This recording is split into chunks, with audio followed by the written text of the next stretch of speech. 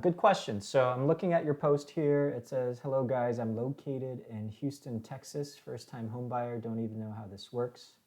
I just joined the group to see if anyone can give me information of what I would need as far as how to get loans, etc. This is my first time and looking to buy or move in around March or April of 2022.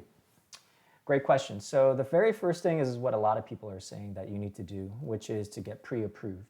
Now, I did a little bit of Facebook stalking. It looks like you're in the nails industry or nail salon. So depending if you're a W-2 employee or if you're self-employed, it's going to differ on the type of documentations that you need to provide to the lender. But the very first thing is to get pre-approved.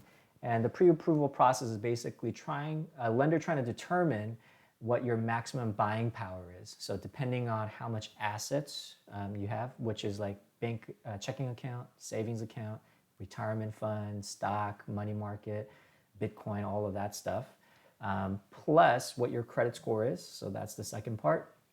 And then the other part is going to be your income, how much income you are earning.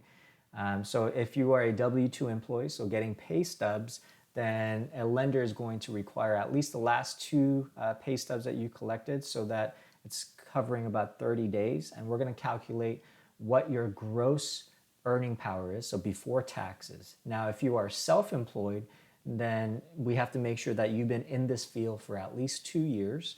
And then we're going to take all the tax returns, take out what your adjusted gross income is, and divide that over the 24 months to figure out what your monthly income is going to be.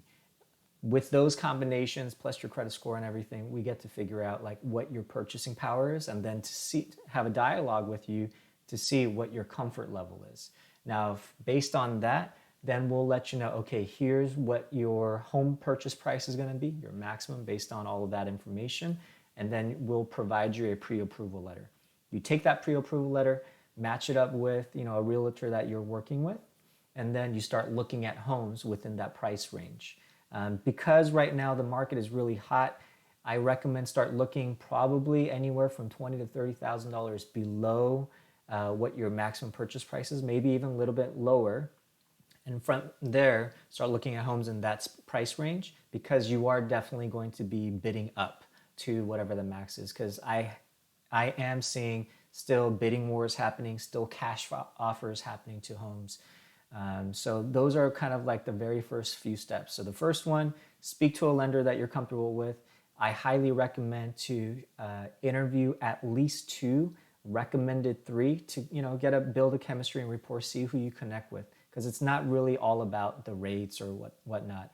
It's about your connection with them, you having the confidence that they're going to be able to excel and basically do a thorough work on reviewing your file, and then committing to being able to deliver on the loan at the end of the day, right? So you're going to want to look at their Google reviews, their Zillow reviews if they have any, to see and ask them like how many transactions have they done in the past 12 months, not just to the broker shop or the lender shop, but also to the loan officer that you're speaking with, right? Because you want to make sure that they are versed in doing transactions on a consistent basis and they understand how to meet deadlines and whatnot. So with that, hope this was helpful.